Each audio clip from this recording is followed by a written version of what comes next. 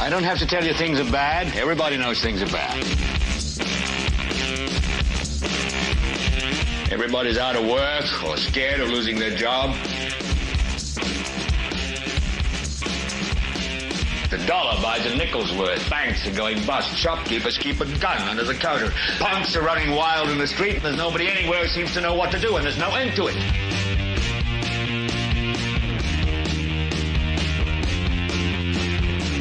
The air is unfit to breathe, and our food is unfit to eat. And we sit watching our TVs while some local newscaster tells us that today we had 15 homicides and 63 violent crimes, as if that's the way it's supposed to be. We know things are bad, worse than bad. It's like everything everywhere is going crazy, so we don't go out anymore.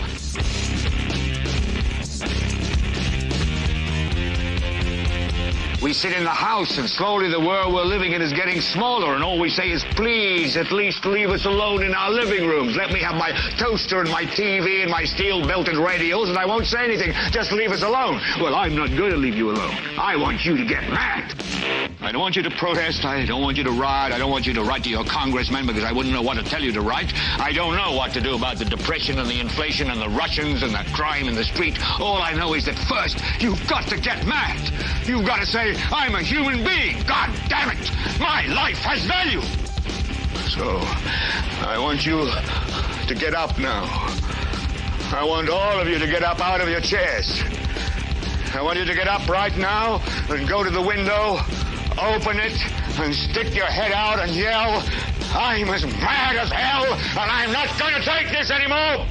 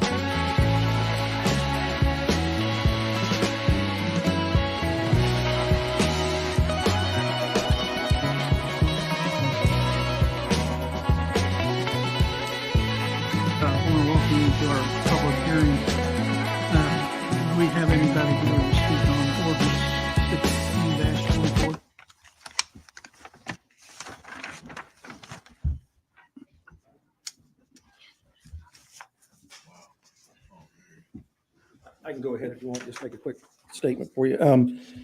obviously the ordinance is for additional appropriations for the fire department. We're asking to appropriate funds from the 104 corporate account to 104.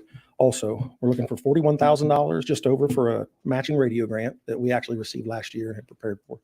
102,000 to help us support purchasing structural firefighting gear for our 22 recruits. Huge number of people. It's kind of hard to kind of figure some of that out. So, and then 58,000 for cancer screening that has taken place that was contractual. And I'll speak a little bit more on that shortly. And then $100,000 for additional appropriations to cover overtime. We do have some monies that we need to shift around and make some amendments internally, but we can go over that. I'm sure you'll have questions on that. And we'll come out with our totals at the end if nobody has any questions. So I know you can't right now, but that just kind of gives a brief summary so that anybody else in the public wants to speak. Okay. Thank you. Thank you. Okay, we're going to close our public hearing. We'll see you at 7 o'clock.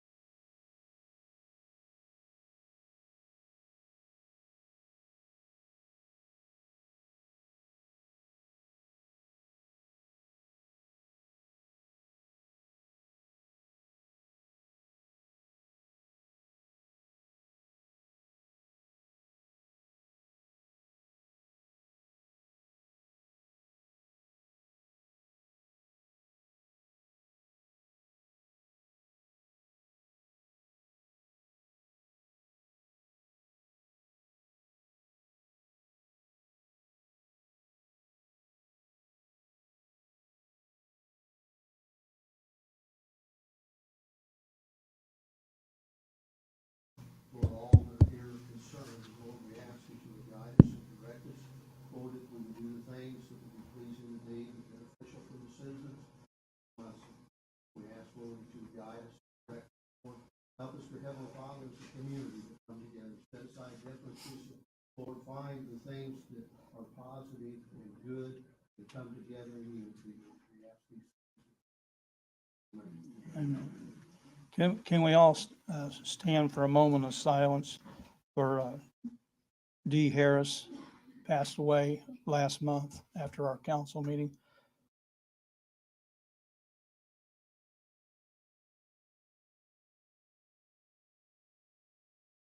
Thank you.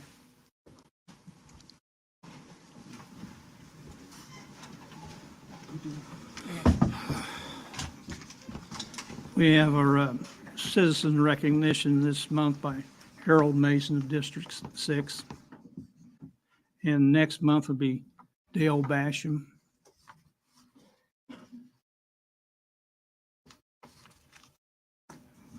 Good evening. I'm Harold Mason, 6th District City Councilman, and I've been tasked with recognizing the citizen of Muncie City Council, citizen situation. Talk long and hard about several different people that had in mind, and reading an article about this program called 3rd and 11. 3rd and 11 is a program that's geared towards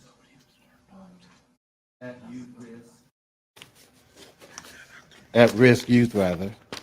And just a little bit about 3rd and 11.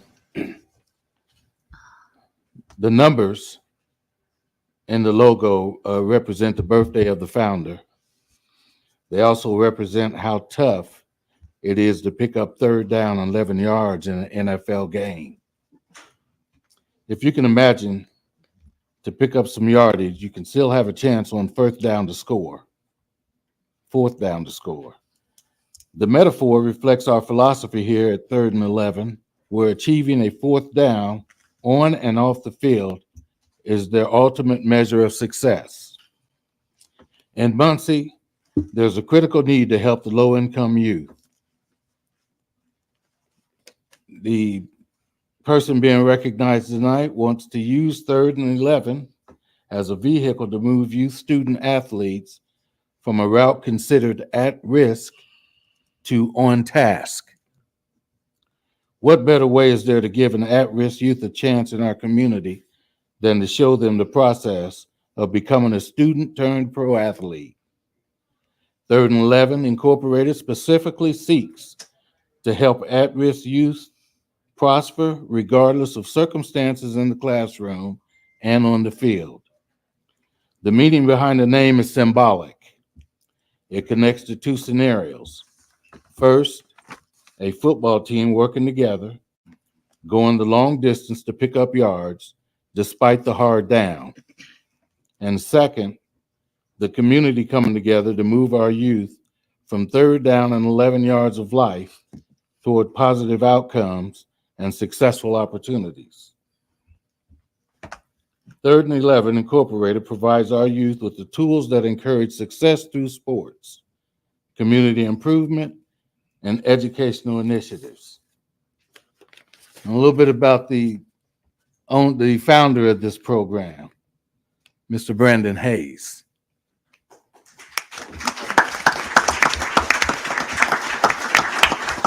William Brandon Hayes was born in Muncie, Indiana, to Lois Ann Hill, and attended Muncie Southside High School at Central State University on an athletic scholarship.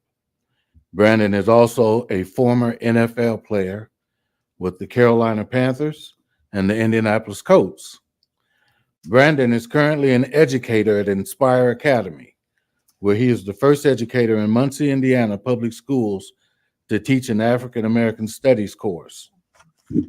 Brandon is also the founder and executive director of the nonprofit organization 3rd and 11, which has sponsored over 5 college tours to Central State University since being established in 2021.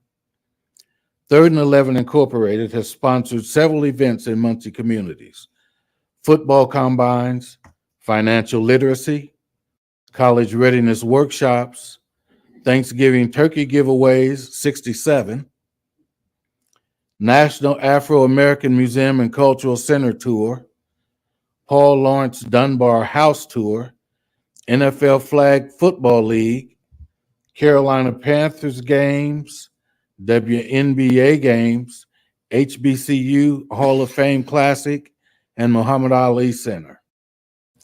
Due to these amazing accomplishments, 3rd and 11 Incorporated was granted a proclamation by the Mayor of Muncie, granting March 11th, 2022, 3rd and 11 Incorporated Day in the city of Muncie.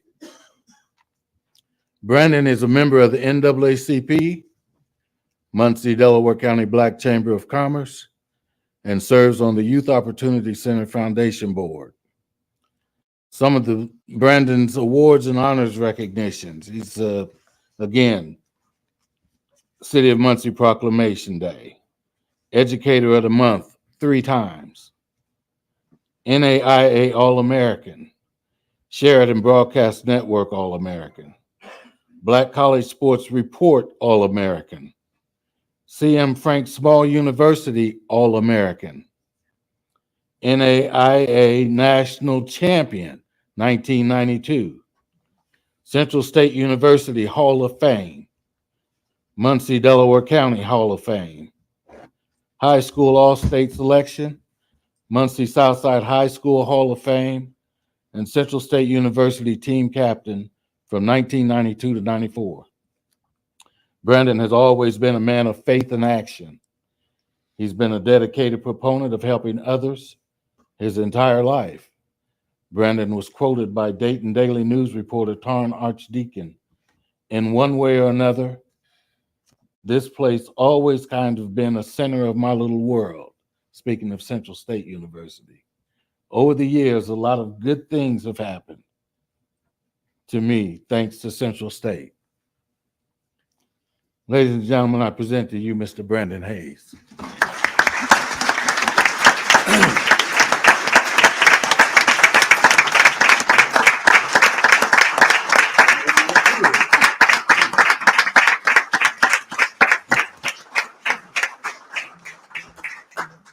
Brandon, on behalf of the Muncie City Council, City of Muncie Citizenship Award is presented to you, Mr. William Brandon Hayes, affectionately known to us as Boss. Thank you for your generous commitment of time, support, and inspiration to the Muncie community. Thank you.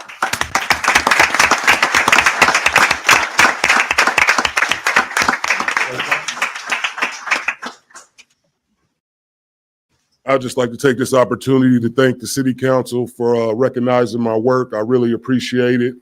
I also would like to thank Muncie Parks Department for partnering with me in 3rd and 11 to be able to make these things happen. And we need more of this for our community and our kids to get them back in the parks, doing what they need to do and off those video games. So I just want to say thank you and I appreciate it. Well,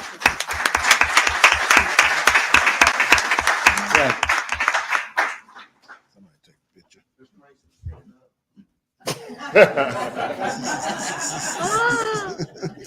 Mr. Mason, stand up. And I just want to say one more thing about we had a moment of silence for Dee Harris. Dee ran the multi-service center for a number of years. In 2002, the city of Muncie and the Muncie Housing Authority was granted $12.3 million to build what is now called Millennium Place. We had a community center, and it was stipulated in that grant that a new community center would be built in the first phase of construction, and it hasn't happened yet, 22 years later. And now they're scrambling, getting youth task force together for youth violence, gun violence. You know, the reason for that is These kids have nowhere to go but the streets. Amen. So I'm challenging the city and citizens to get behind getting us a center.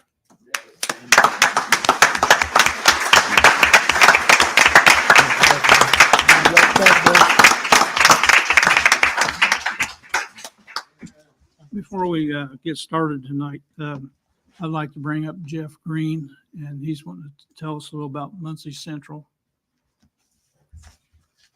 Although we may not have representatives from the high school here tonight, I don't know if there are any band members here, but on behalf of the Muncie Central High School Marching Band, they had a competition on July the 20th here at the high school. And it's quite an undertaking to get all those people. We have between 3,000 to 5,000 people, as well as participants, 27 different bands with their buses, trailers, staff.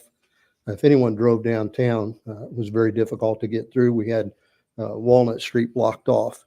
But I want to thank the Muncie Fire Department and the paramedics for their help and their assistance they provided that evening, and also the Muncie Police Department. They came out at the time of the ending of the program that night, and they were just a fantastic help in allowing the people to get back out on the streets without issues. We'd had a lot of problems in the years past, but I asked for one officer. I ended up, I think, with 6 or 7 in different places, and they got everybody out without a hitch. We are thankful for that. Then we want to congratulate Muncie Central. If you followed along with the things that they've done this year, state champions, Spirit of Muncie. So we're very, very proud of those young men and women. I know they weren't the only band that worked hard this summer. We have many here in Delaware County that did, but I'm thankful for those individuals. And it makes a difference when you have the young people involved in activities like that. You mentioned your coalition and what you're doing. And I'm amazed at the different things that young people have done that came out of the band from Muncie Southside, Muncie Central, and where they are today. We have some that actually write composition for movies. We have some that are teachers. Again, they've went back into that field.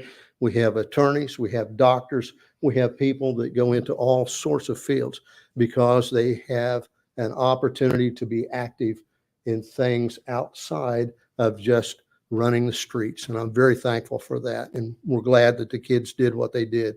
Couldn't be prouder of Muncie Central for what they accomplished. And again, we want to thank the Muncie Police Department for their escort in bringing the state champions home. They met them at Daleville and brought them all the way back through Muncie. And if you were up, you heard the sirens and the blaring of things. They had a little parade as they came through town. So again, we, as the Muncie City Council, we want to acknowledge all of their things that they have done and their great championship. So thank you very much.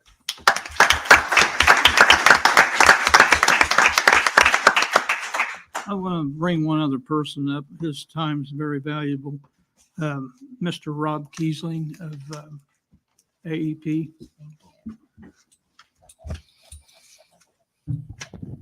Good evening, Rob Kiesling with Indiana Michigan Power. I guess I got the committee report for traffic now. And so I have an update on our work on Tillotson, which has been going on for a bit.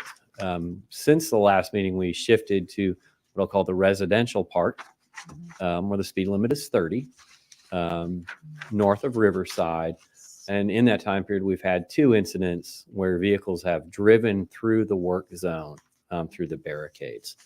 Fortunately, there have been no injuries as a result of those accidents, but we've had to adapt how we're approaching that project and how we protect the workers who are vulnerable there. They're in trenches, not a lot of room for them to move if a car comes through. With that, we have brought in hardened jersey barriers and the crash barrels to install those later this week. So that part of the project's taking a little bit longer.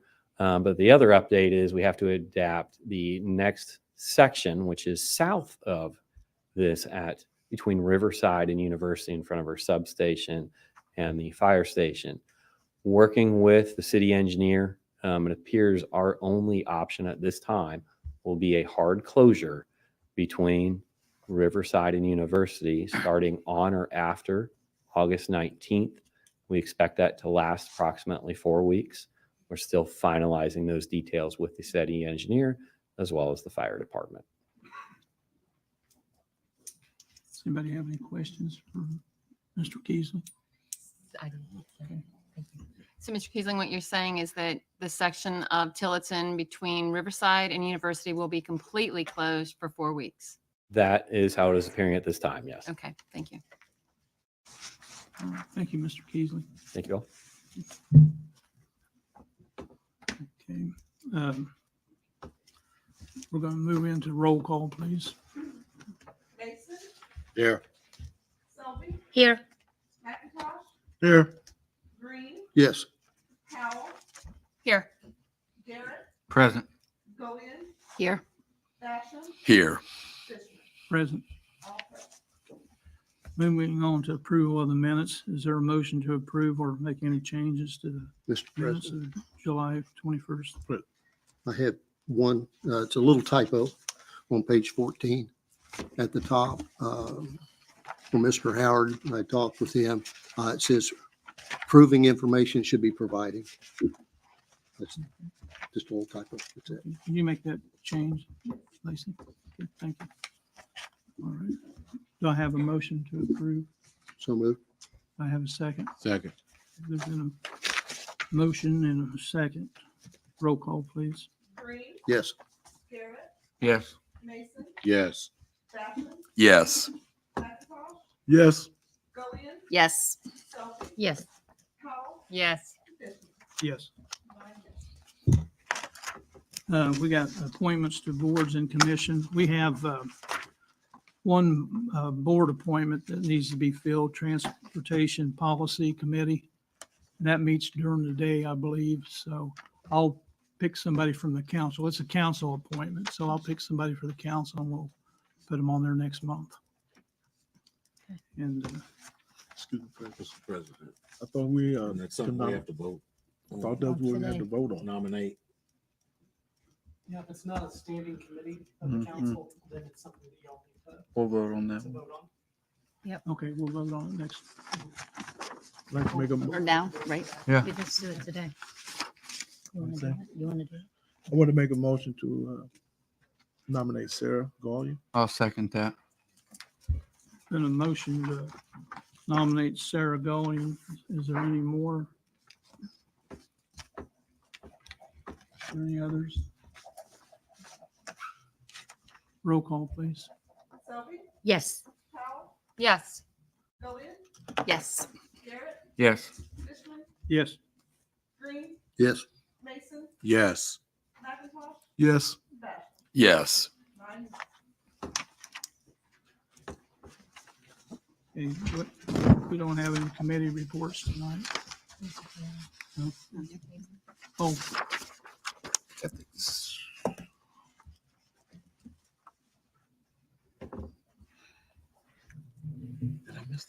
Thank you. I'll keep it brief. My name is Charles Taylor. I'm here on behalf of the Muncie Ethics Advisory Committee.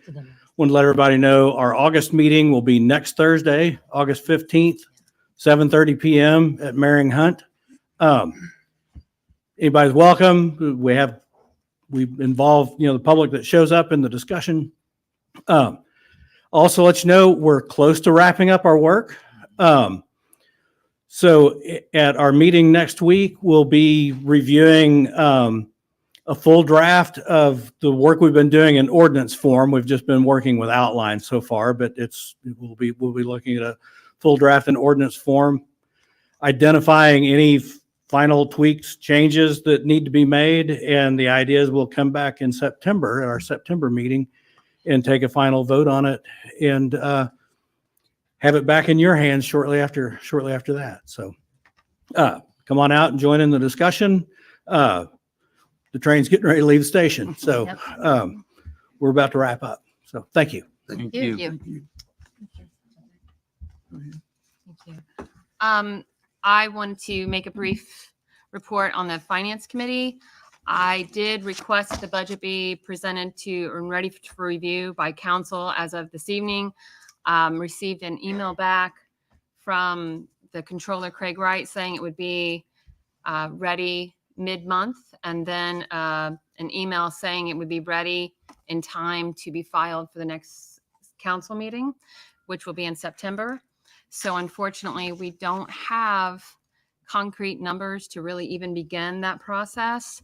I have requested those numbers. There was a DLGF meeting on July the 18th, which, thank you, President Dishman, had asked the administration if I could sit in.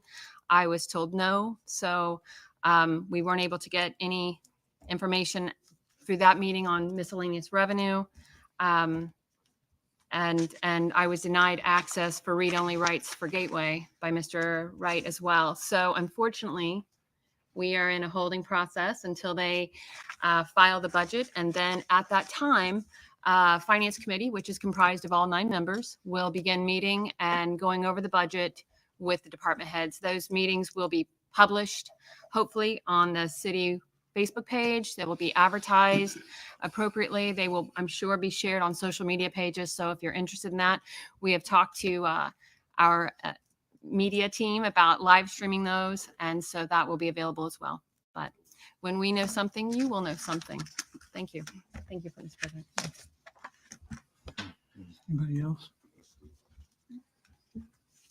Moving on to ordinances previously introduced, 14-24. Ordinance 14-24, an ordinance to amend the City of Muncie Comprehensive Zoning Ordinance from the R4 Residence Zone to the BC Community Business Zone on premises located at 1300 South Liberty Street, Muncie, Indiana. Is there a motion for approval for this ordinance? So moved. I'll second it. Been a motion and a second. Is there anybody wishing to speak on this? Debbie Arnold, I'm the community manager. I just come back up to reiterate that they were put there prior to the zoning act in 1973. They want to get it all straightened out. Anyone from the council got any questions? Anybody from the audience got any questions?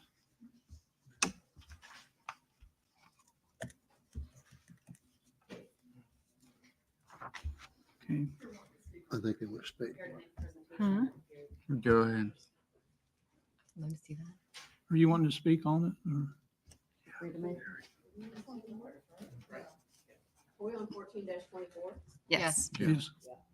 We just said.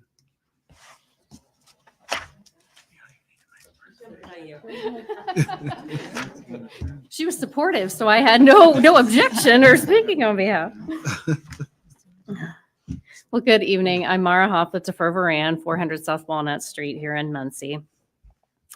As a reminder, this project is part of the Together to House Muncie project. This has been compiled by the Delaware County Housing Consortium, which is an alliance of local agencies providing services to the homeless.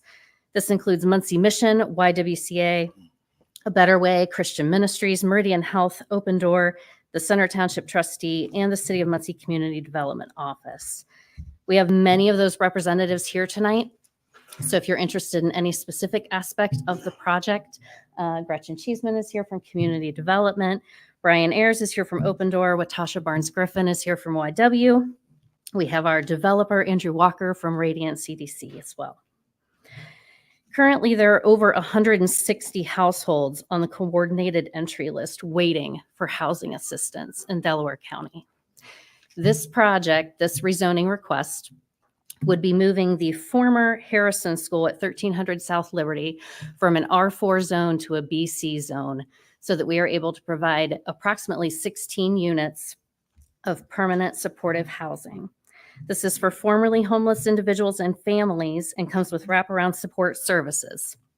It'll be a mix of new construction and preservation and rehab of the historic building. The zoning in the area varies. The parcel is adjacent to R4, VB, and BC. We're requesting BC as the appropriate zoning because it will clearly be residential in nature, but it is adjacent to a lot of other commercial interests in the area. We presented all the specific zoning factors to the Plan Commission, and they did unanimously recommend that you approve this rezoning ordinance. But I think at this time it would be in the best interest to invite Bob Scott forward, who can give you specifics on the actual project that will be developed there. Bob Scott, Vice President Development, Muncie Mission, 1725 South Liberty. We just wanted to add a few points or elevate a few points for that this is really a historic preservation project. So we have the Harrison School, now over 100 years old, that has served children for many years, is now owned by Full Gospel Temple and will be, as part of this project, be optioned to the Muncie Mission and then on to the developer. And we're returning families to the building, returning children to that building.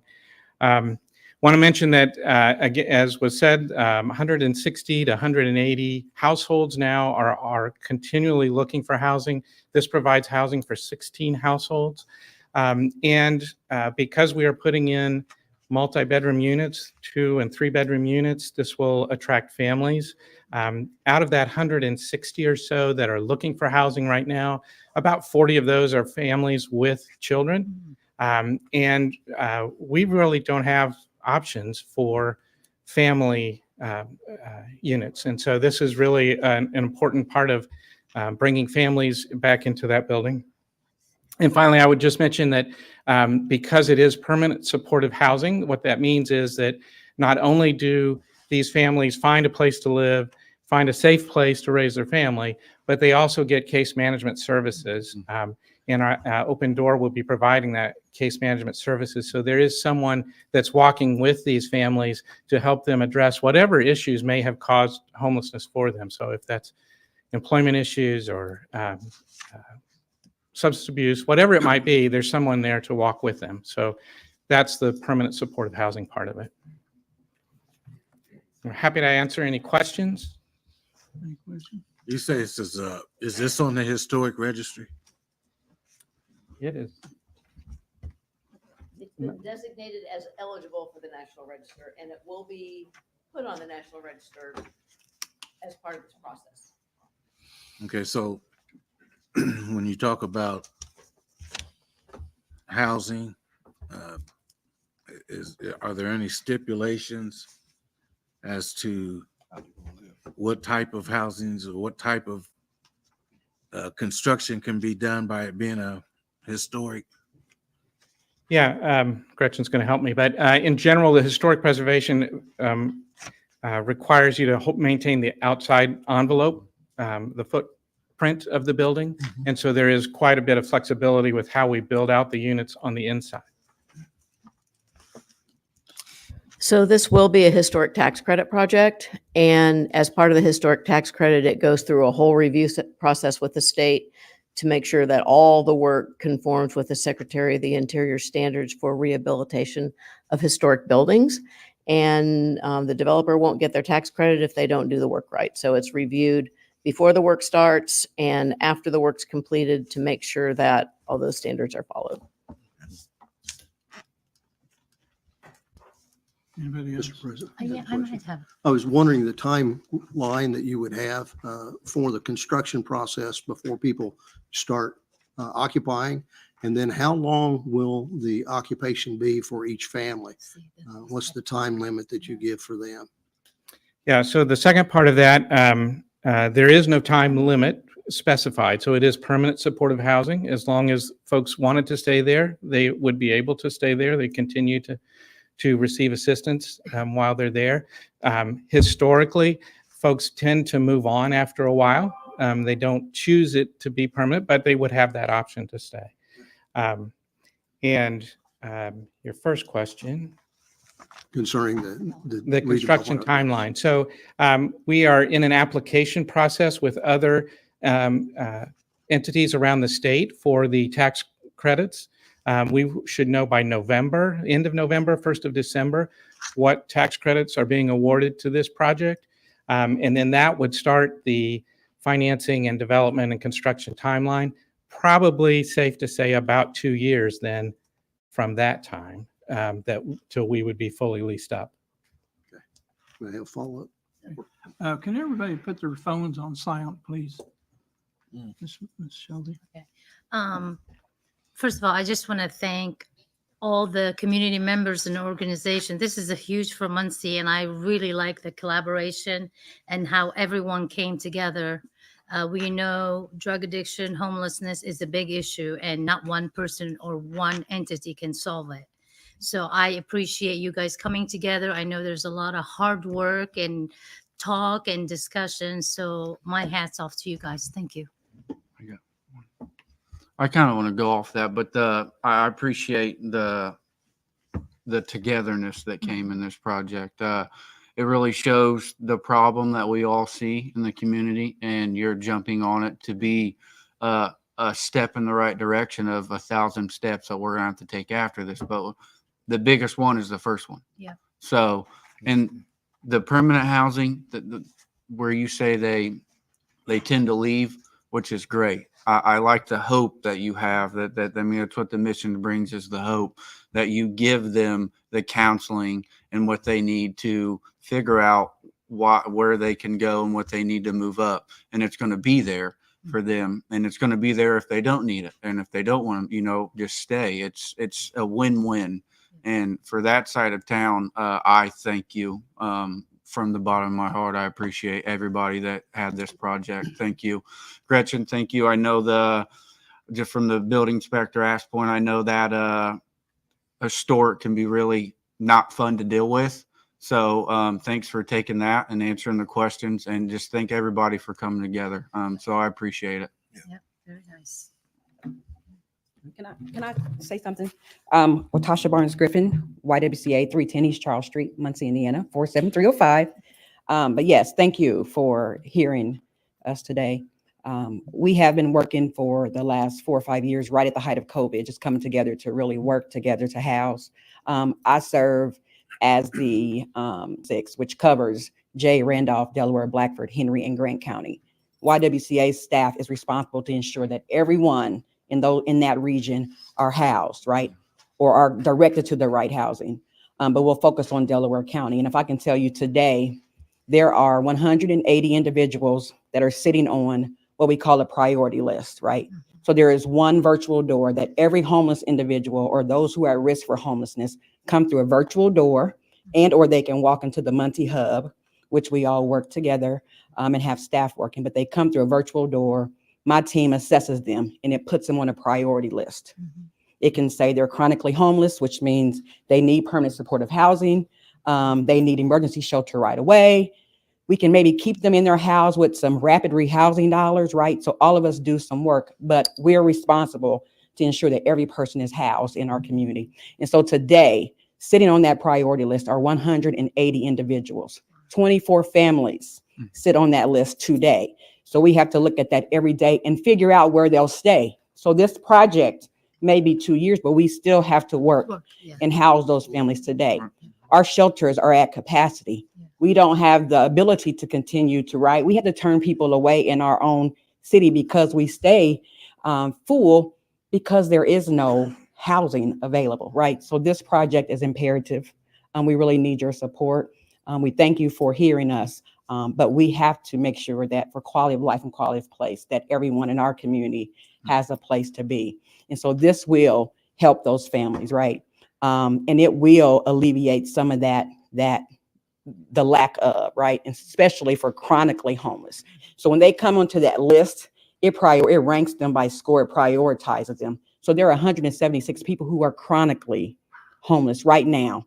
Some of them may be in an emergency shelter that is only 45 to 50 days.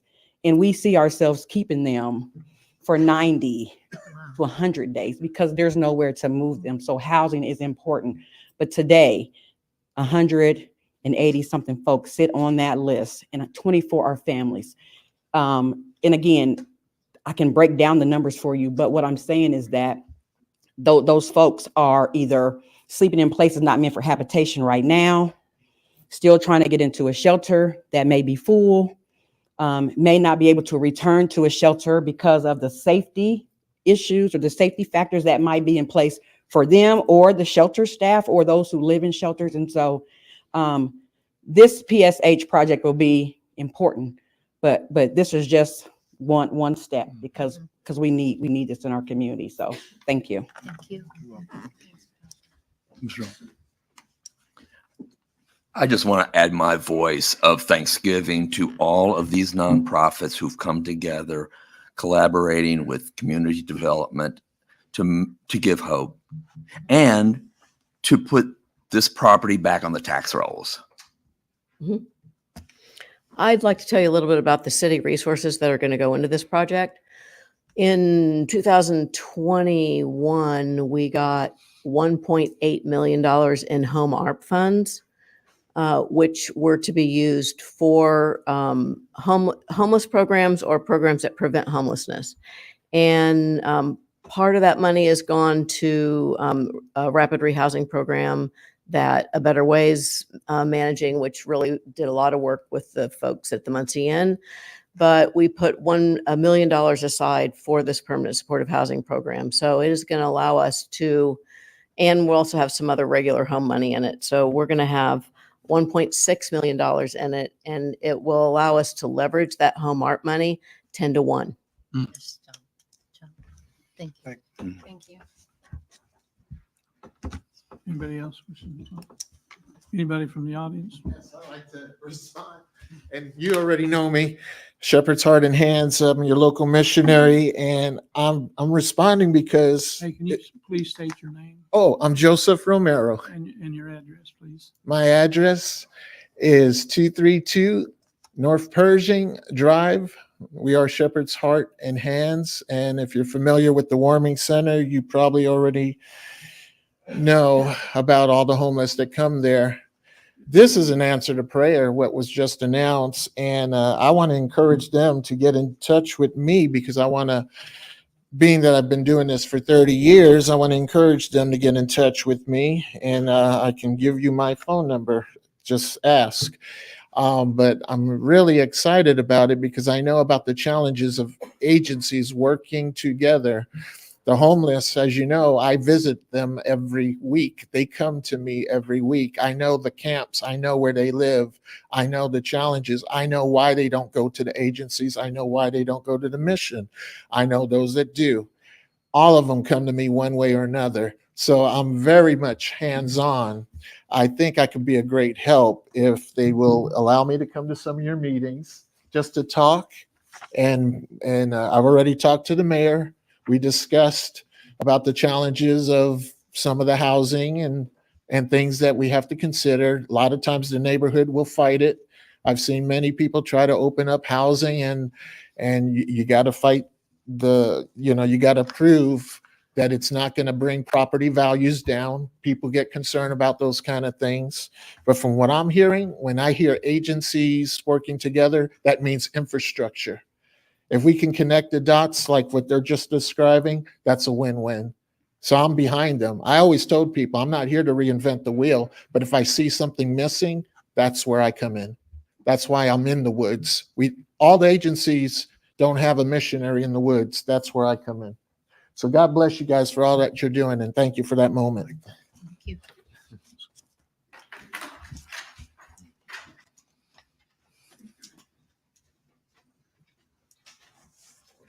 Hello, I'm Janetta Presley.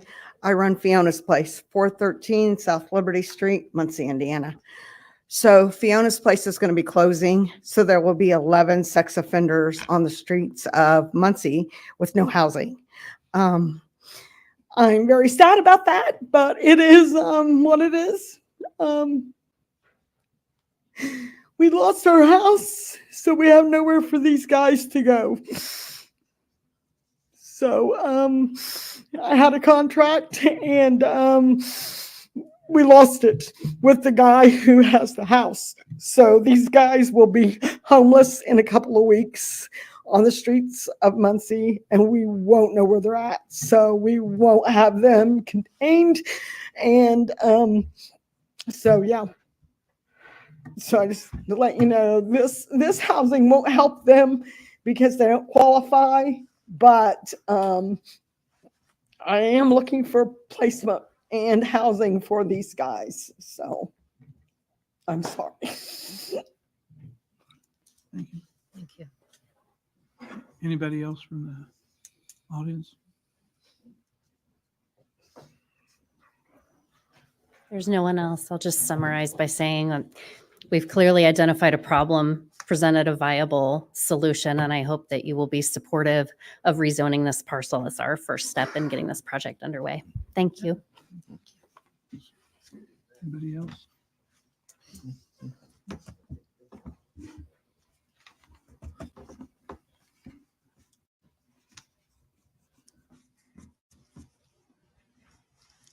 All in favor, say aye. We got to vote on this, dear. Oh, roll call on this. Okay, I'm sorry. Roll call, please. Yes. Selby? Yes. Billigan? Yes. Garrett? Yes. Honeycomb? Yes. Basham? Yes. Mason? Yes. Green? Yes. Yes. Ordinance 16-24. An ordinance for additional appropriations, fire department and EMS. There a motion to introduce 16-24? So moved. Second. Been a motion in a second.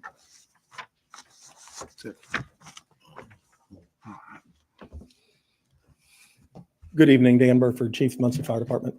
I come here tonight seeking additional appropriations for the fire department. I know I sent out a letter to all of you. I hope you had a chance to review that letter as well. I didn't want to just come up and blindside you this evening. So what I'm asking for is appropriations from our 104 corporate account.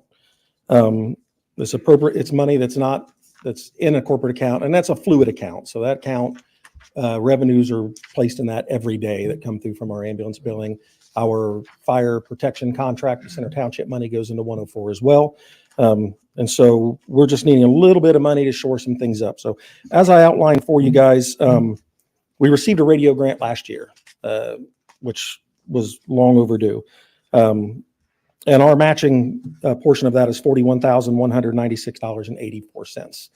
Now, we did receive a COVID relief grant last year for $253,000, and 176 of that was left because we had it earmarked for other projects. And part of that was this 10% matching fund. So that money was there. It stayed in the corporate account, last year when it didn't get spent. We're looking for $102,848 for structural firefighting gear. Now, this is a very unique year for us. We put on a recruit class of 22 firefighters. We are very blessed to be able to get the interest, get the recruits, get that number in. They're in their training right now. And obviously it's hard to budget for that large number. We've never had that large of a number before, and we just didn't get that budgeted for. So it's a one-time thing that we do need to get these ladies and gentlemen outfitted. We also have $58,064 for cancer screening. This was something that was new in the contract last year. And a little bit on this, it's an ultrasound cancer screening and a blood test for cancers. We all know, we've spoke many times over the years on the dangers of cancer with firefighters. We are a very busy department, per capita, we have a lot of structural, fires. And so we are at a much higher risk even than your national average firefighter. So this was put in and was negotiated in, but there was a lot going on at the time, trying to figure out costs, figure out things we didn't get enough budgeted for.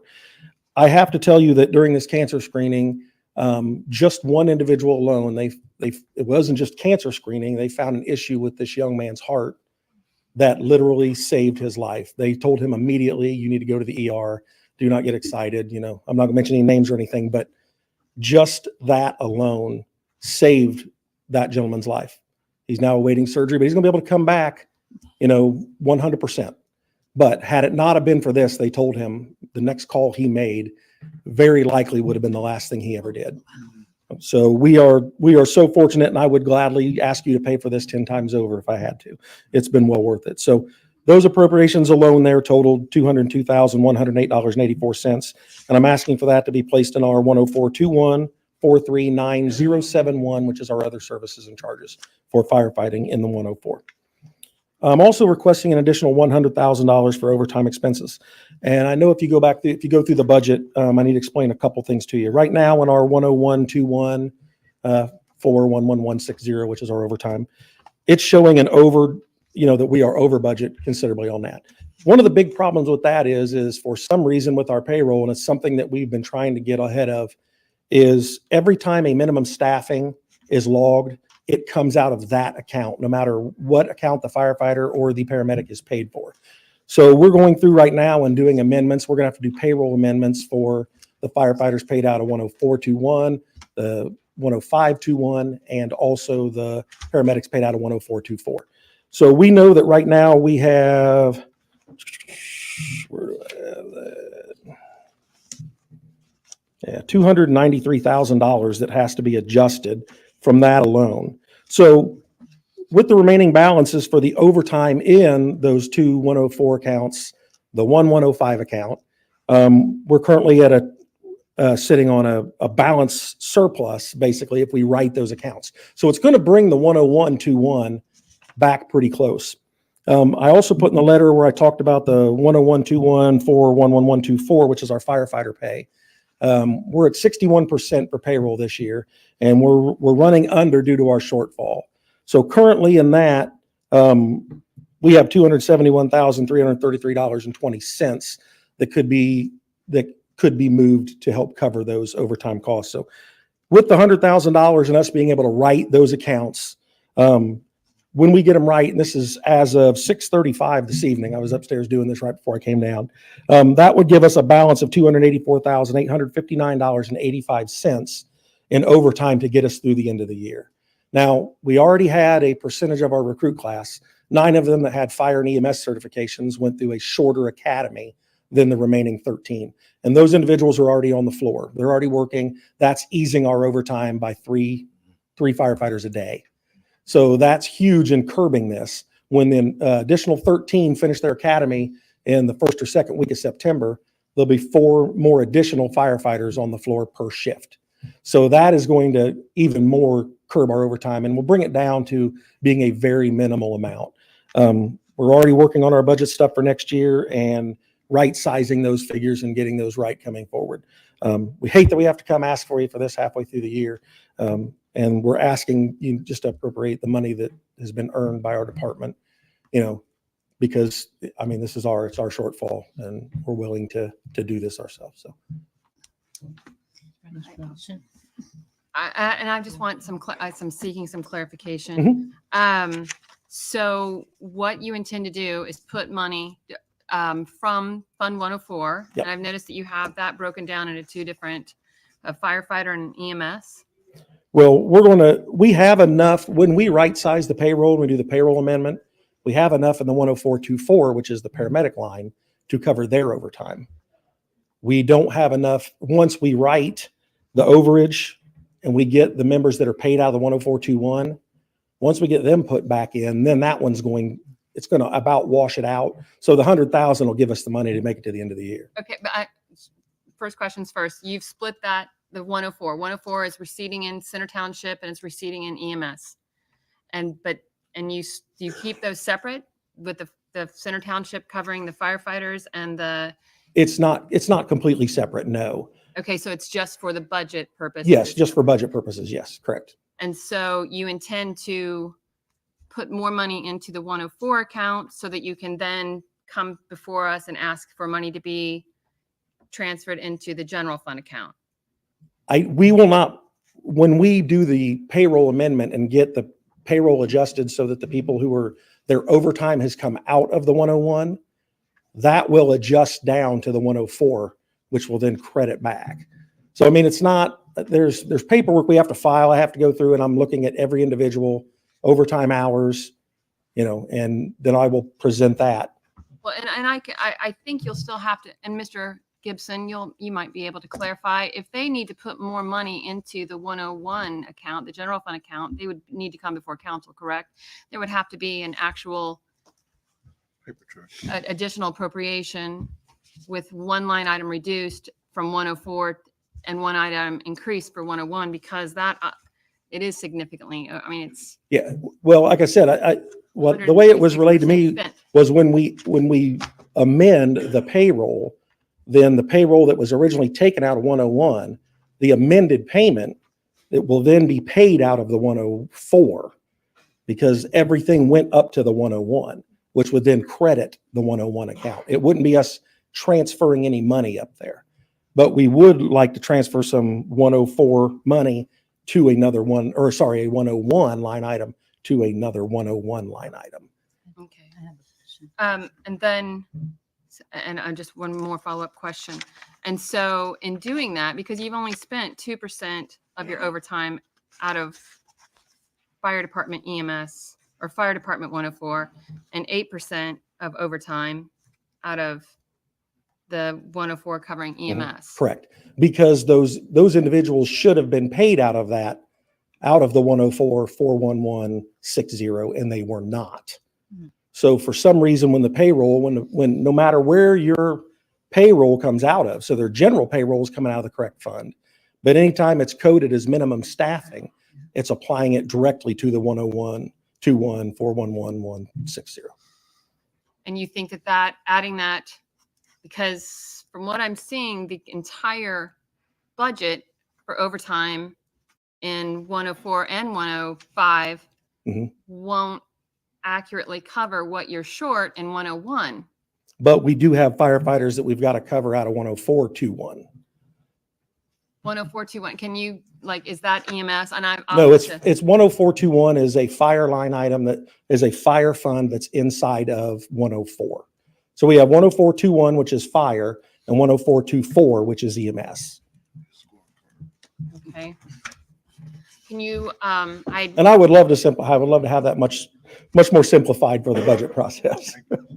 and I probably want to sit down and just kind Absolutely. of go through that with you. I'd be more than happy to. Because that is, I mean, the way you've broken it down, even within the fund, and do you think then that $100,000 will cover you through the end of the year? If we can do the things here and then also move money from the 10421 411124, which is the firefighter payroll, we should be able to move over $270,000 from there up to the overtime. And you're able to do that because you have not been fully staffed. So Correct. you have remaining monies in that line item. Correct.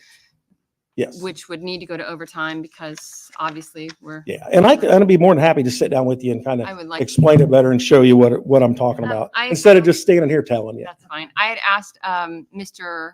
Wright what the operating balance is on Fund 104. Can you tell me that? As of 6:35 this evening, $1,808,039.45. Can you repeat that again? $1,808,039.45. Awesome. And obviously that's a fluid account, so money's coming in, money's going out. But so as far as to tell you what's totally appropriated, I'd have to sit down and do some heavy calculations. So that is money that's also been appropriated. That's not net of what's not been appropriated. Well, yeah, I mean, that's the cash account. So anything we do comes out of that, and any money that comes in daily goes into it. So it's fluid. If we had a large, expense, it would be low, and then it would build back up. So we know what our projections were and based on, and we know that unless we receive zero money for the rest of the year, that we would be close at the end of the year, to be honest with you. But yeah, it's fluid. It's constantly going up and down. Thank you, sir. I just want to say, I appreciate all the detail and all the homework, because that's a lot of line items and a lot of sub items. I don't see anybody from the administration here. Is that correct? Yeah, Is there, like, the city controller is not here to explain this or verify that we've got these funds or ever anything, right? I mean, yeah, I know what was in the account as of I had access to it. I have access to it, and I looked at what was in the corporate No, account. and and all the line items right before I came in this evening. trust that you do. I just, there's no city controller here to ask to confirm, which is, okay. So, No, it's okay. Thank you. My Everybody question done? has been answered. Thank you, though. anybody from the audience?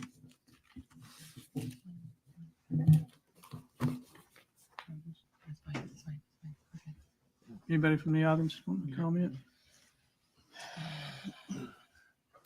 Good evening, Council. Jason Chafin, President, Local 1348. And Chief Burford did a pretty eloquent job of explaining why we need these things and what happened. I just want to hit on a couple other things. Obviously the radio grant was over $500,000 from the federal government.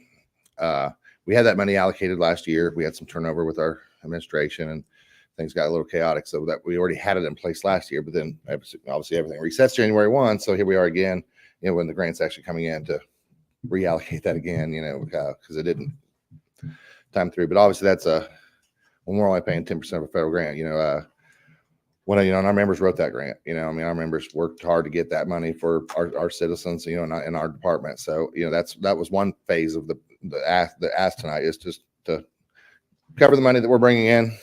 Like I said, we're moving money around within our own complicated, as Chief Burford just went through, budgets. The second one, Chief Burford hit on it. We negotiated them cancer screens in last year into our contract. One of probably the best things we did last year when our contract, when you talk about new things, like I said, we just got done with those screens. And like Chief Burford said, we already have someone who found out something that, they didn't want to find out, but it was obviously, you might have saved his life by catching it when we did. So those things are going to pay off for us department for going forward but in the budget getting put together last year, those line items didn't get added correctly. So, that's something that, is, like I said, Chief Burford said it good, spending money 10 times over on that, because that's one of the best things we've done. And like I said, with the overtime and the different things that we've, we have to move money around for, because we have overtime in 3 different budgets. And then yet the payroll's only taken out of 1 of the 3. And then obviously we ran short, a lot of that's not, like I said, COVID put our merit board behind. We got below. We had to wait on a hiring list. We ended up, by the time we got around the hiring test, because we still lose people. Our retention is, our recruitment's pretty good, but our retention's not the best. So by the time we got around, by the time we get this list done, we were up to 22 people that we needed. It kept growing and kept growing every week and month. It seemed like that so obviously, we never expected it to be 22. So when it comes to outfitting 22 people with expensive fire gear, and it's just like completely unexpected, but yet necessary, because this overtime that we've been spending this year is basically a direct result of being 22 people short, which is, with 110 plus the paramedic, 123 if you include the paramedics, where we're running almost 1/5 of the department short, until we get these guys on the floor, which then fixes this going forward. And so obviously 100% in support of getting this money reallocated within our budget to pay for these things, because they were all good things and necessary things. Thanks, guys. Thank you.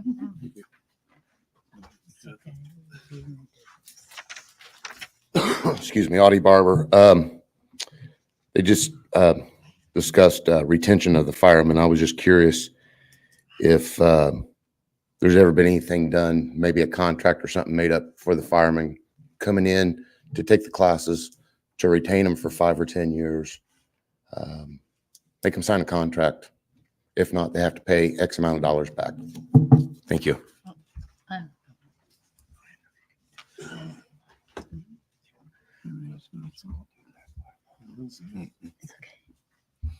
Oh, Lord.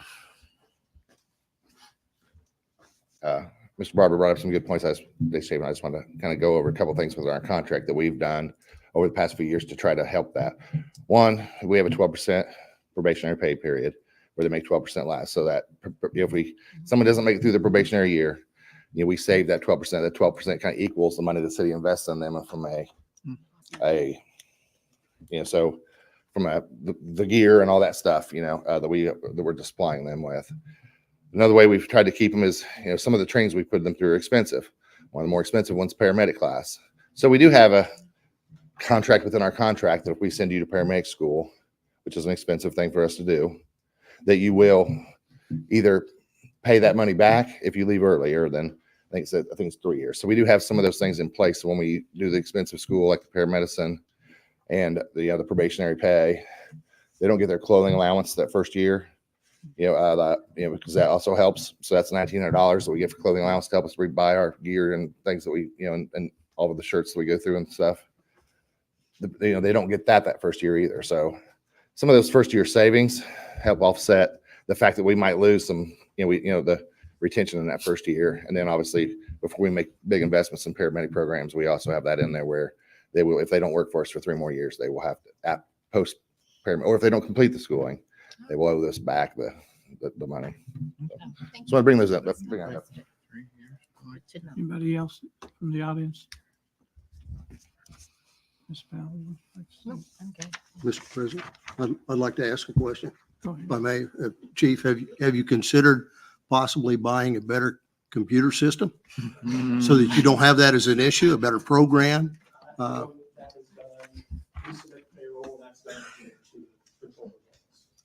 Which is why it'd be nice if they were here. Would that not alleviate some of these? It potentially could. I know they've been working with IT to figure out why they're having the trouble doing that. We submit our payroll and then, we submit it by the individual. It's submitted to the controller's office and then up there is where they process the checks. And this is only being discovered now in August? Apparently this has been an ongoing issue. It has been. It's been actually was an issue even last year. Thank you. Mhm. Anyone else from the council?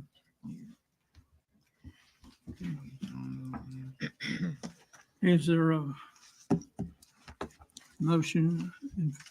All those in favor of introducing ordinance 16-24 signify by saying aye. Aye. All opposed, the same. Moving on to resolutions, resolutions 6-24. Resolution 6-24, Common Council of the City of Muncie, Indiana, Preliminary Economic Revitalization Area Resolution, Real Estate Tax Abatement for Greater Muncie, Indiana Habitat for Humanity, Inc. at 1704 East Hines Street. Is there anyone wishing to speak on that tonight?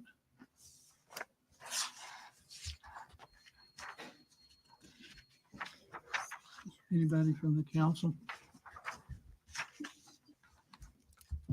I think anytime we can support Habitat for Humanity, we should do that. Agreed. Absolutely. So I make a motion to adopt resolution 6-24. I second that. Roll call, please. Yes. Yes. Yes. Yes. Yes. Yes. Yes. Yes. Yes. Good job. Thank you. Resolution 7-24. Resolution 7-24, a resolution of the City of Muncie reaffirming support of American Federation of State, County, and Municipal Employees, Local Number 3656, and encouraging negotiations to continue for the 2024 year. Is there a motion to introduce 17-24? I'll I'll second that. Okay, been a motion to second. Anyone here to speak on that?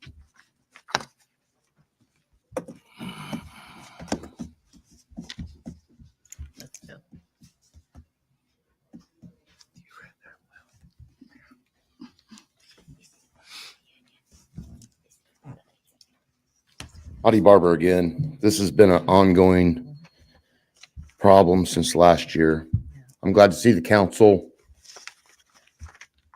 make a resolution on this, but I'd like to see the council take a bite out of the apple and punish the administration until they get something done. Straight and simple.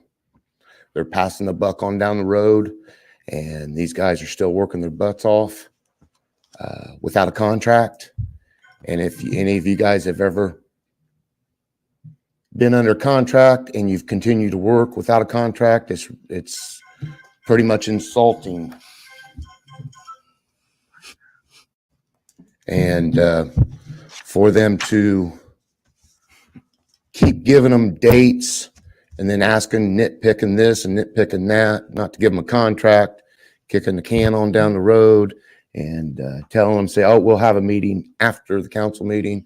And then they have their meeting scheduled, and then we got something going on. We're not going to talk to you too much about it. We're going to do this, that, and everything else, and just keep on going down the road. This contract's expired already. And it's going to expire before they get it passed. And until the council bites into that apple and holds this administration responsible for this, I don't care if you're a Democrat or Republican up there. Get these guys a contract. They deserve it. They work hard for this city for a little bit of nothing. and it's not right. Get them their contracts so they have rights to where they can't just come in one day and their boss say you're fired just because he fires them. It's not right, folks. Hold this administration responsible. Every one of you.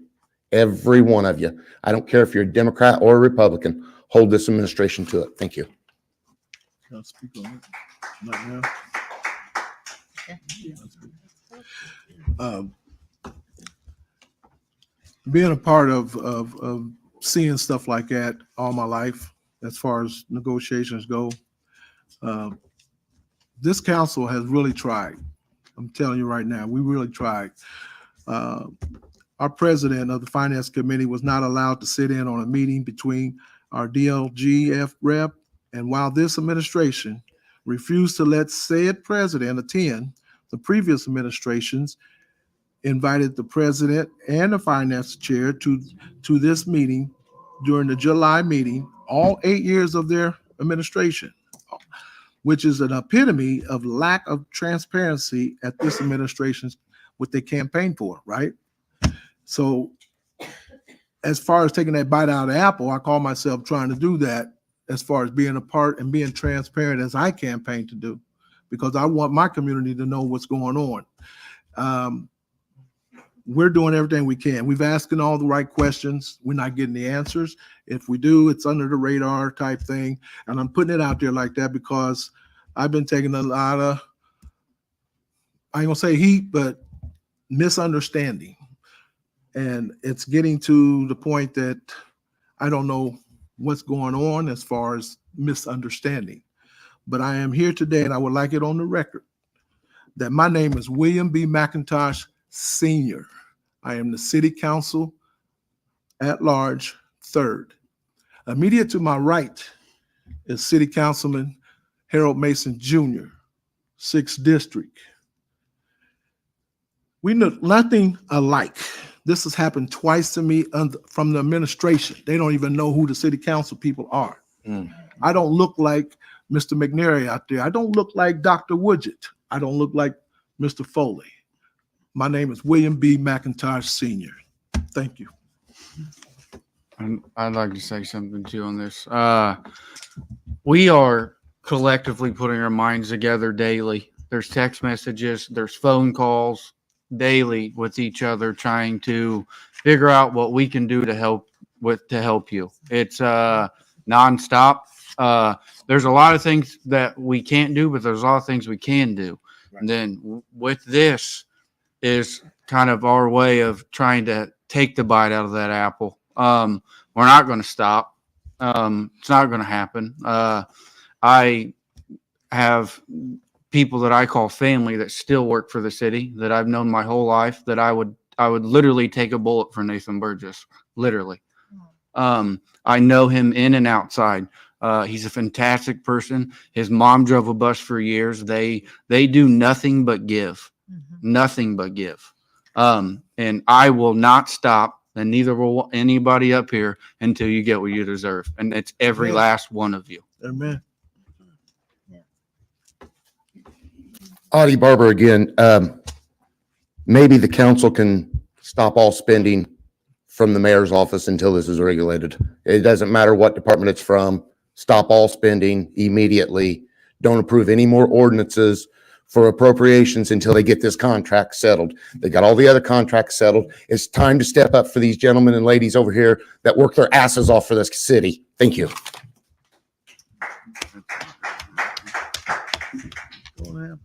Anybody else? I sponsored this because, as we've all said, we strongly believe in our employees. We appreciate everything you do. And I personally feel if you're going to sing the accolades of someone's work, you should compensate them appropriately.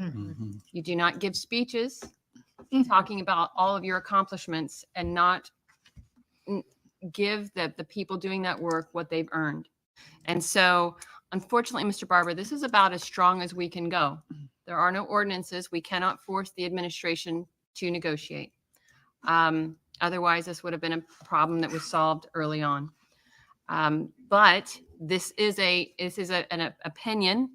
It puts it on the record that this is how we feel, and that any and all contracts that the administration would negotiate should include this year. So I hope that my fellow council members can support this and send a message to the administration that we feel that they need to get back into the negotiation room and settle 2024. We can't do that. Anyone else? Anyone else from the council? Okay. All in favor, say aye. Aye. Aye. Is this a vote? Yeah, this is- Okay, roll call. Yes, Yeah. I've made the motion to adopt. Yeah. It's a resolution. Okay, roll call. Yes. Yes. Yes. Yes. Yes. Yes. Yes. Yes. Yes, and I wish all the council members could have been a sign on that one.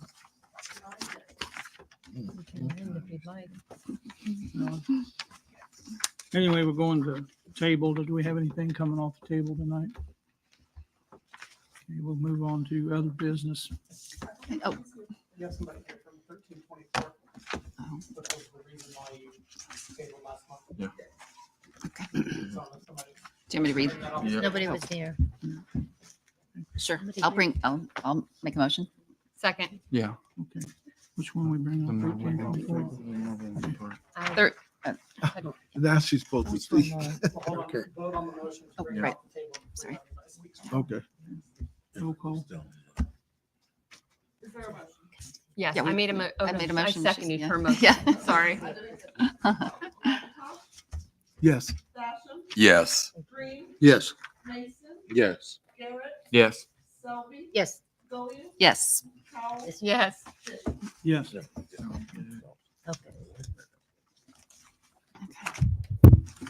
Oh, Debbie Arnold, I'm Community Manager, Freedom Acres. We wanted to get the zoning taken care of. The land where the mobile home they were put there before the 1973 zoning act went into place. So Fred wanted us to get all this taken care of. So the new company that took over on the first to kind of put me in charge of doing that. Any questions from the council? This basically just clean up, Mm-hmm. zoning cleanup. Yeah. Anybody from the audience? Which ordinance is this? Bringing up the date. 1324. 1324. Okay. Thank you. Anyone else from the audience like to talk on this? Roll call, please. Yes. Yes. Yes. Yes. Yes. Yes. Yes. Yes. Yes. Thank you. Okay, we're going to go into, do we have any other business tonight? I do. Okay, let's get going. It's somewhat moot in that I already noticed earlier that no one from the administration is here, but I do just want to make it public that I think most people know that the administration decided to remove the option of live commenting during the meetings on the city's Facebook page. They are allowing it to happen on the communications page. However, on July 25th, I did send an email to the mayor and to Michelle Owen, the communications director, and copy of the entire council also, requesting if it was possible technically to allow the live commenting during our own meetings, because those are our meetings versus, the administration. At this point, still haven't received anything. Council persons Powell and Selvey both had responded to that also, asking for the same. And there's been absolutely no response to this point. So,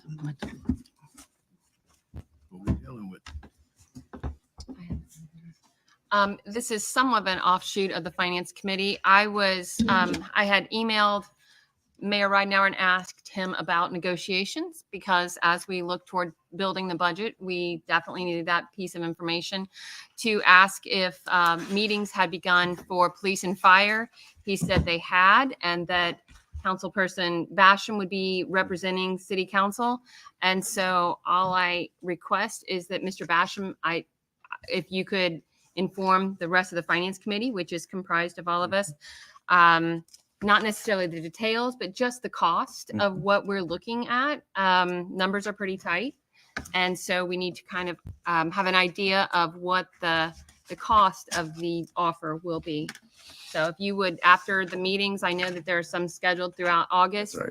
If you could just send an email or however Mr. Gibson thinks is best, and so that we don't violate any open door laws, to do that. Sir. Thank you. I will. Thank you very much. Mr. That's it. Okay. Yeah. Also, with him appointing Mr. Basham, the mayor has an option to put as many as he want on that committee. And I'm publicly asking him to volunteer to be on there with him. So I just want to put that out there.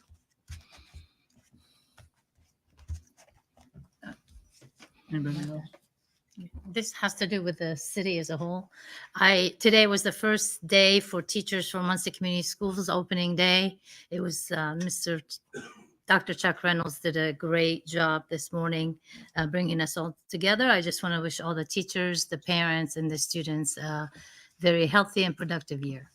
Yes, definitely. Anyone else?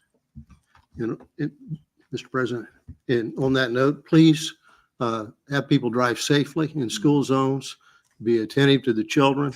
We've had a lot of close calls in years past, and we don't want to have any tragedies. So please be careful now. School's coming back in session. One more. Especially down there by the old Concanning's building. That's, Oh, man. that's pretty bad down there.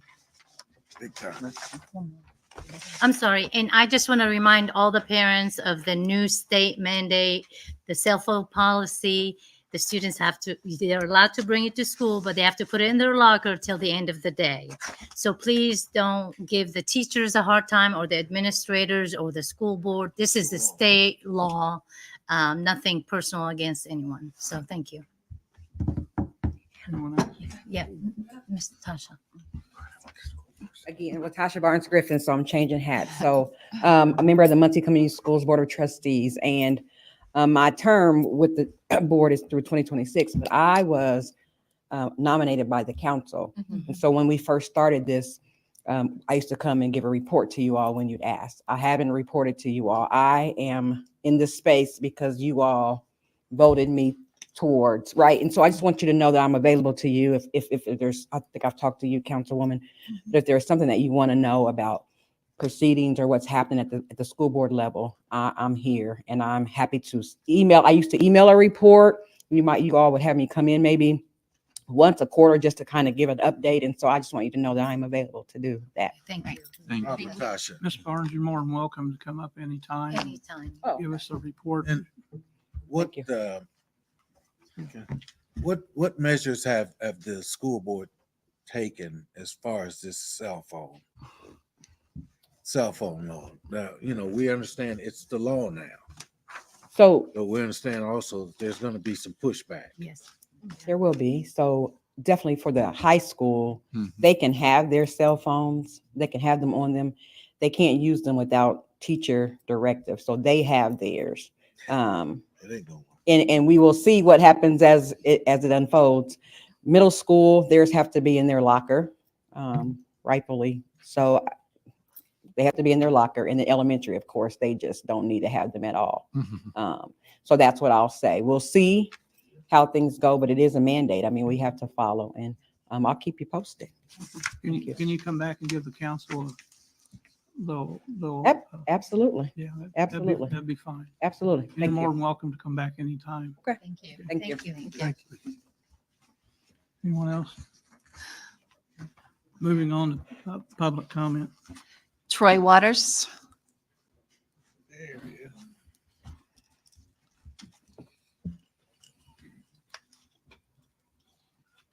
Troy Waters, Superintendent of Beech Grove Cemetery. I just want to touch base on wanting us all to have the budgets in early. I don't know if you took in consideration that some departments like mine, Beech Grove, we have a board that goes over our budget with us, and it was just really short notice. I've got my part done, ready to send a proposal with the board, and our board meeting is actually not till the 13th, which is next Tuesday. But we've got together and got president, vice president, and treasurer is going to meet tomorrow night to get it ready. But I just want to ask to take that in consideration for the departments that does have a board. And I mean, I didn't know nothing about it until me and Miss Powell talked the other day, and you know, it just kind of caught us off because normally it's not till September, and so. And I understand that. The budget obviously won't be ready for council review until it's ready. But this, while you weren't provided that information, I've been requesting this from Mr. Wright since early spring, that we have the budget done early. We have 4 new members. And I don't want to get into that part of it. We don't have to. I'm not. But I'm just letting saying, you know something like this, I'm just asking, keep in mind that I've got a board that I report to, and Parks Department does. You know, we got another step we got to take to do it. And the city ordinance and the state code both says the board prepares the budget or works, you know, however it works. And I mean, it's going to work out for us. I'm sure we're going to meet early, but if we'd had to wait till the meeting, that's another week. So. Well, I'm sorry that Mr. Wright didn't inform you in a timely manner. Yeah, I'm not pointing fingers to nobody. I just want to bring that up. That way, if it hadn't been thought about, you know. Okay. Thank you, sir. You're welcome. Thank you. Charlize Jamison.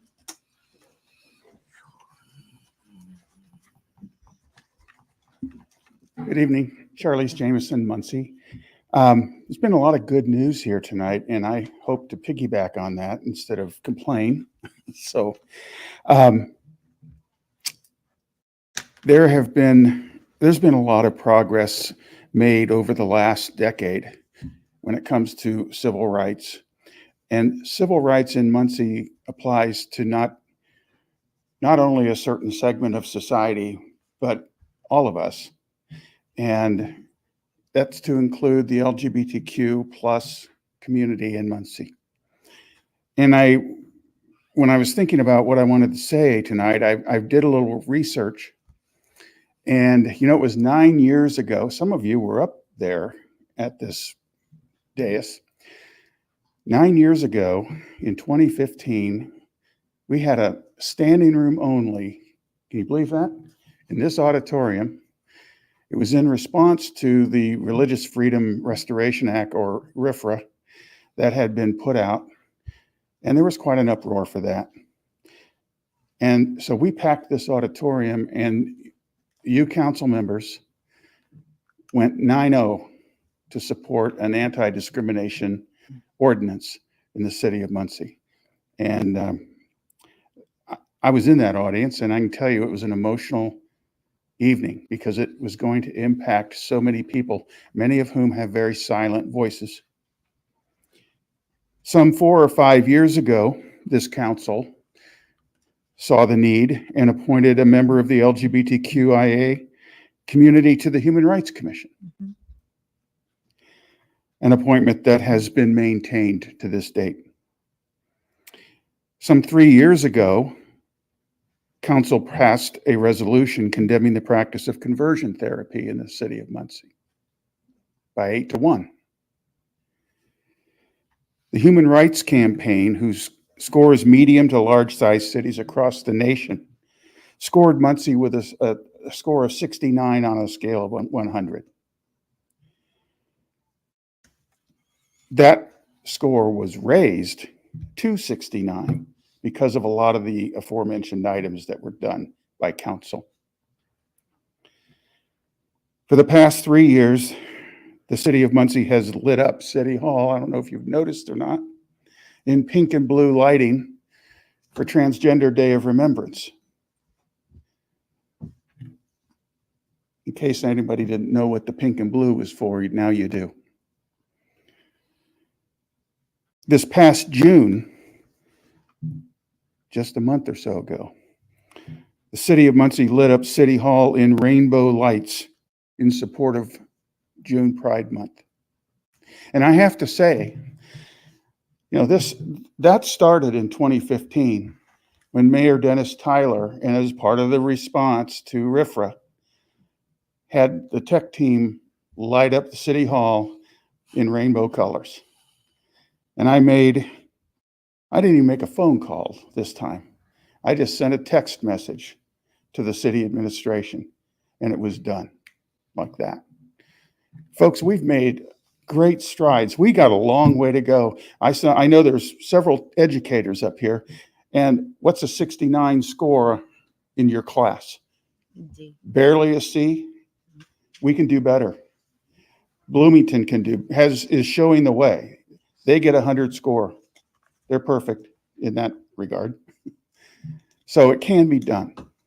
But I just wanted to say thank you to this council, to past administrations, to the current administration, and to you folks for showing that Muncie is not a city that stands for discrimination of any kind, and that you're welcoming to all of our citizens. Just thank you, and just keep it up.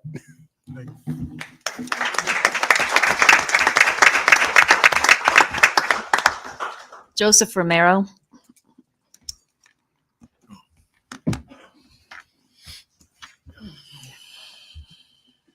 Hello again, and thank you. I really love this council. I really love the work you guys do, and it's been a breath of fresh air ever since I've come to Muncie.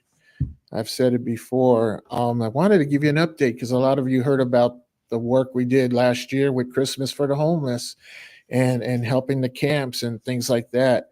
A lot was said just a little while ago about the agency cooperation, and you heard some really important numbers about families that are going to need housing. Well, thank God for that project. I'm looking forward to see what happens with it. Now, November and December is not too far away. I don't know if you remember what happened last year, but it's going to happen again. The agencies are going to be full. The waiting list is going to be there. Now, a lot of the camps that exist, some of them are not here today. Some of it's for good reasons, because sanitation needed to do a job, clean some of the mess that was going on out there. Praise God for that. It was a mess. It needed to be done. I warned many people. I says, if you don't take care of the lot will be taken care of for you. And but unfortunately, along with the cleanups, the tents go bye-bye. Wood burning stove went bye-bye. Our vine camp, which was one of our biggest camps, which, keep in mind, what was our mission? For people not to die. That was our mission, not to enable them to stay out there, but to keep them alive during the winter. We're going to have that challenge again. So I'm asking for your prayers. Just keep in mind the work that we do, because we're looking for who's going to provide the housing.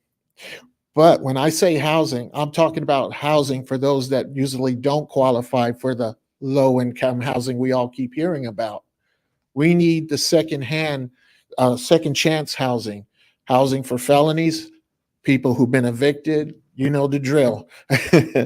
So I'm praying for that. The IRS has already approved my nonprofit. We're doing really good.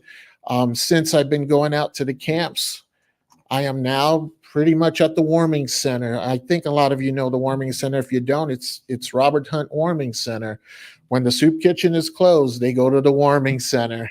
If they're not in one of the shelters, the warming center has been closed for a little bit. I opened it up on Fridays. I got permission because the pastors of Main Street, they fell in love with me when we did Christmas for the Homeless. We did it twice, once in the woods in the camps, and we did it at the warming center.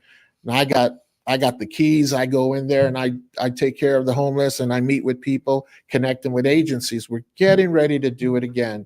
That's why I'm giving everybody a heads up, because once a year, instead of having people feeling bad during the holidays, we love to put a hope in their, in their pockets. Bless them with a new blanket. Those that need a tent. I don't give out tents to anyone. I verify that they're really in dire need of a tent and that they really are homeless.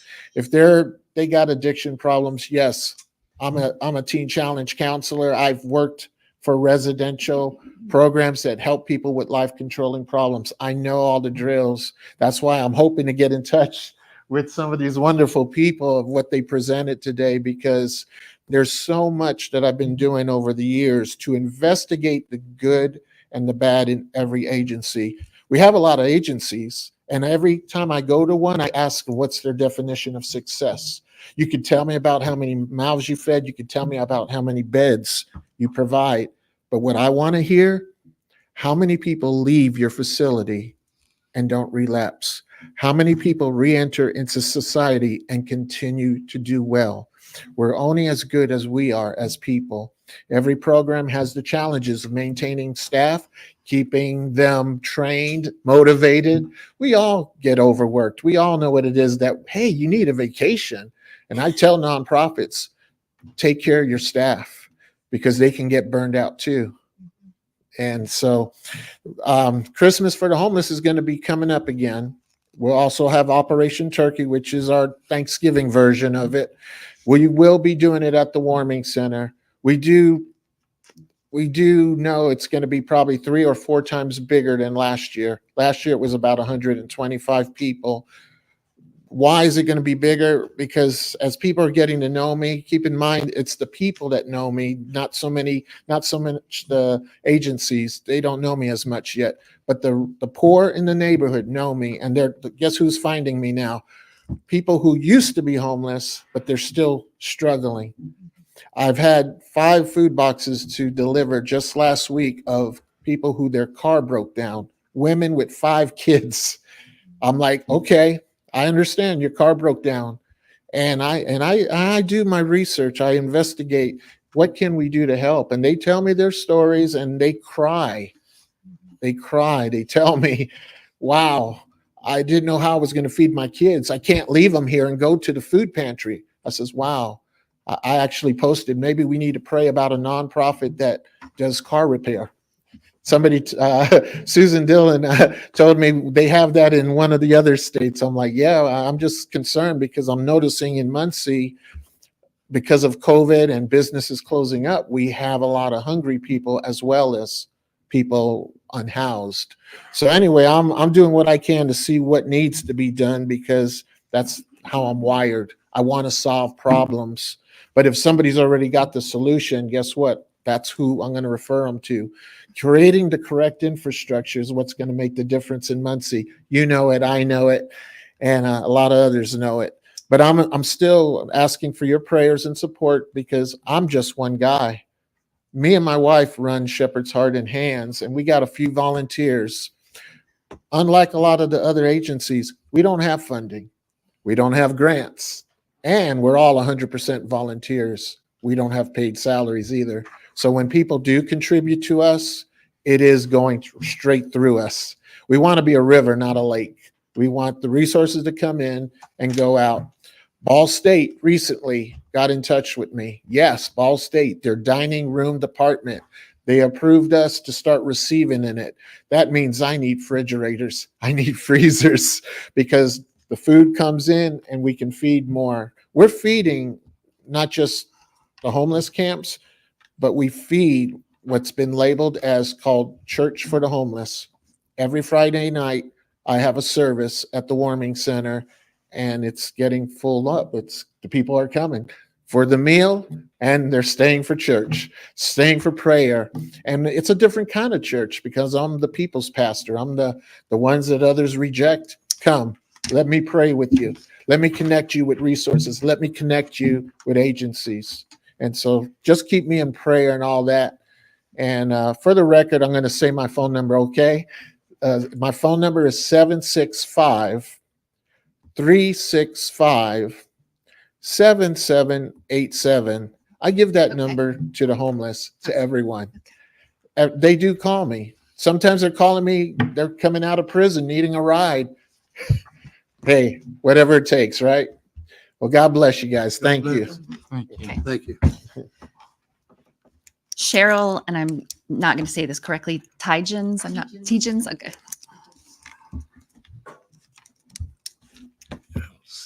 I'm Cheryl Teachins, 1518 West 13th Street. I am here. There's a lot of good things that are going on in Muncie. I realize that, and it's great. But I am here to ask Muncie to enforce their codes. I have a house on 1518 West 13th. I live there. In particular, I'm going to go on and read some of the things that I'm going to speak of.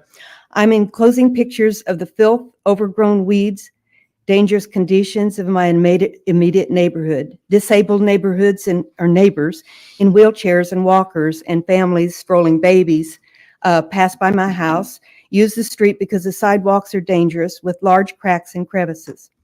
30 plus years of tree growth in front of 1516 West 13th have raised the cement and displaced the sidewalk. The tree was cut down by the city in 2016 or 2015. And let's see, and last year and never ground. The tree stump was never ground. And there's a tree ordinance, 1210. It only requires a stump removal and grinding to a minimum of 6 inches, but that hasn't ever been done, and that's 9 years. This minimum allowance stood in the way of the American Water's water main project in front of 1520 West 13th Street. They dug out the whole entire tree, at least 10 foot, so they could proceed with their project.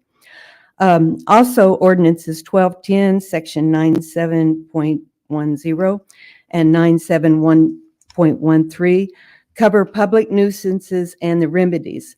This was the second year in 2016 that I produced documentation regarding the lack of code enforcement without relief.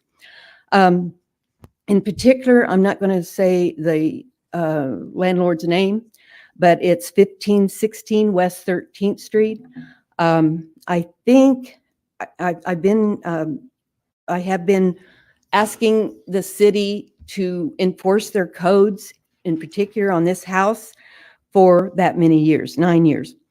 And the house rents for $700, at that time was $700 a month. I don't know what it is now.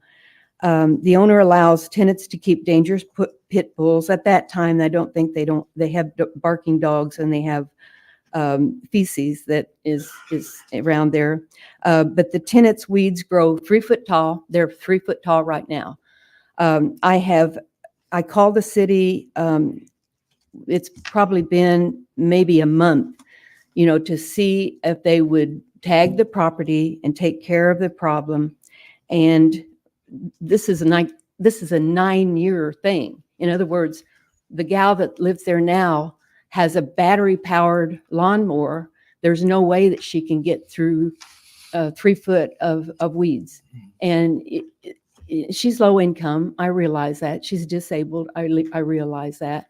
But there's not only the weed growth of 3 foot, but there's bushes that are on this property in the front yard, trees that have grown probably 20 foot tall that are in the foundation of this house. So that those trees cannot grow correctly. Whoops, sorry. And they would be a hazard at some point, because they're going to grow tall, and then they're going to get hit. They might get hit by lightning or some wind or something like that and go over on the house. But the fact that it's growing into the foundation is in itself an unsafe housing thing. And so, and that hasn't been, I've turned it in, and it never gets resolved. It never gets taken care of. And the owner of the property, he's probably had, since 2012, has probably had about I'd say 20 tenants in there. And so what he does is he gets the tenants in and he expects them to clean up what was left from the previous tenant. And then they don't do that. And then he gets another set of tenants in. Same way. He expects those people, but it never gets done. It never gets resolved. In the back of that house is the same problem. There's several different trees, probably about 5 trees that are growing up at the alley. You know, one of these days, those trees are going to grow tall and they're going to be a danger or hazard. Underneath all that growth and weeds and growth of trees is a shed foundation that is all caved in. There's animals, you know, going in and out of that, vermin, all types of problems, mice, rats, whatever. And that has never been resolved. And that's the same way. That's been like ever since the owner of that property, the previous owner, that shed fell over or something happened to it, blew over or whatever, that left the foundation there. And then there's 2 or 3 bags of trash that are underneath these trees. So it's, you know, it's now the other property has problems too, but at least they go out and they mow their yard and basically get rid of the trees, they're bush trees. They're not really trees, they're just bushes.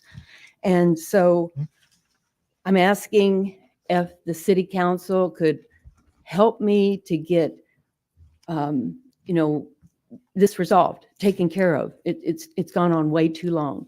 Brandon, I know that you at one time were with code enforcement. Yeah, I don't mean to interrupt, but I'm going to drive this. This is in my district on my way home. I'll drive by this property today and make sure that these get addressed. I'll drive by on my way home. Okay, now one thing that has happened is that I have called back to the city, and the gal mows a little section of her yard. She mowed her front yard, I think, last week. And so she'll mow a section, that'll get overgrown. She'll go to the next section and it'll get overgrown, and it just never, and a gal took pictures of this for me, and she presented it to the landlord, and she said, hey, I have a friend that she's been trying to get this. And his response was, it's not my problem. So he was referring to his tenants, that it was the tenant's problem, but it's not. No, it's not. Not how the code goes. I appreciate that. No, Thank you're you. welcome. Ma'am, Oh, okay.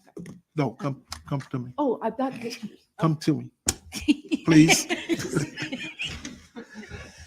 I cover the whole city, so we'll get it together. Okay. And does anybody want to look at these pictures that I've got?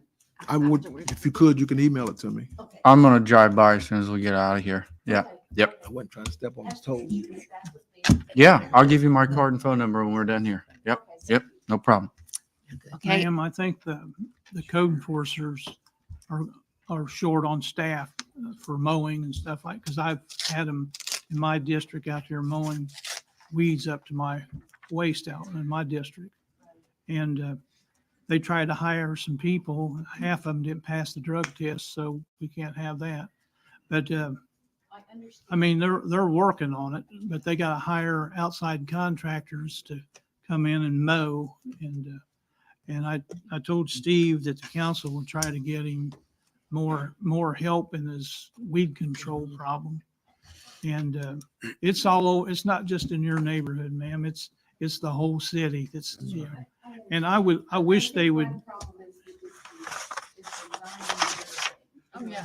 Yeah. Yeah. Over and over and over. If they drag these landlords in there and the judge finds them heavy, they would keep them up, but they just slap them on the wrist and it rolls over and does the same thing. And I felt like that maybe this one particular landlord maybe has an in with somebody. Yeah. I mean, maybe with the judge or something, because he just is almost like, he doesn't feel like he has any responsibility. I'm sure Mr. Garrett, Mr. McIntosh will get you taken care of. Yeah. Thank you very much. Okay.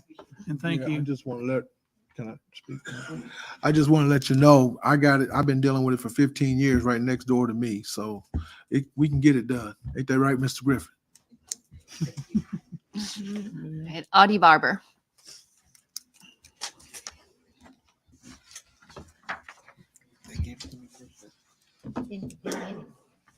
Audie Barber again, President Dishman. That's not an excuse. Lack of people is not an excuse. I cannot use that excuse for the city of Muncie. If the city of Muncie throws an ordinance violation on me and say I can't afford to do that, too bad. I'm still responsible for it. So that is not an excuse. This administration is going like this to you guys.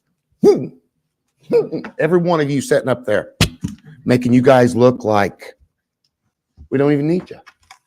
And that's not just the Democrats, it's the Republicans. The Republicans over here. I hope and pray that the Republicans that are tight with this administration go to our mayor. You ain't never here. Wait a minute. You got one guy from the administration here. The only reason the fire department was here because they need money. This gentleman's here at every meeting. Okay? He's a department head. He's the only one that's here all the time. The others come in when they need you. I know. Put a stop to that. Make them need you every month. Table their ordinances so they have to be held accountable. Don't you agree, Mr. Basham? Not going to answer. Do you agree? Does anybody agree with that? We're doing what we can. I can agree that I agree all 9 of us up here. are doing You can everything table their we ordinances. You can. can Like I said, I agree up here that all 9 of us are doing everything we can. Yep. All 9 of us. You can table their ordinances and put a stop to it and hold them accountable for what they are doing. They don't care about this council any more than they care about the potholes out here. Look at these buildings. It's been 4 years they've been paying on this building next door. Millions of dollars give to them. It's still not finished. Crisis Center. I live right down the road from it, folks. Not much is going on there. I agree there. Not much at all going. They mow. Only when the weeds get about 2 foot high, they come in and mow. They've started another project down here on 26th and Walnut Street. Who knows how far it's going to get. They've got another project they're wanting to put in at the old Lincoln School. They're wanting to put apartments in there and don't have enough parking for the amount of apartments that they're going to put in. So you guys might keep an eye on that when that comes up for a ordinance and variance and stuff like that, because they don't have enough room for parking for as much housing as they're wanting to put in there. We've still got a bunch of houses that have been built that are still sitting empty. So I'm begging the council, you've got to do something to this administration. That's what they're doing to you guys. Every one of you. Every one of you. And they don't care. We don't have public comment. Not even on the council meetings. That's not right. These people can't get out of their houses to voice their opinion. They can't make it to the council meetings, so they do it on Facebook. And because somebody gets their panties in a wad or their underwear's in a bunch, they just decide, oh, we're not going to allow public comment because it looks bad on the administration that's in office now. So please, please, please get with your attorney. See what you guys can do to hold this guy accountable for all of his ordinance violations that he's doing. It's time to do it. Has he gave up? Is he still our mayor even? Is he still even around? Half you people on council say that he will not respond to you. Is he still even in office? Maybe that's what we need to look into. Make sure that he is still in office. Thank you. Anyone else? Do we have a motion to adjourn? Yes. Have a second?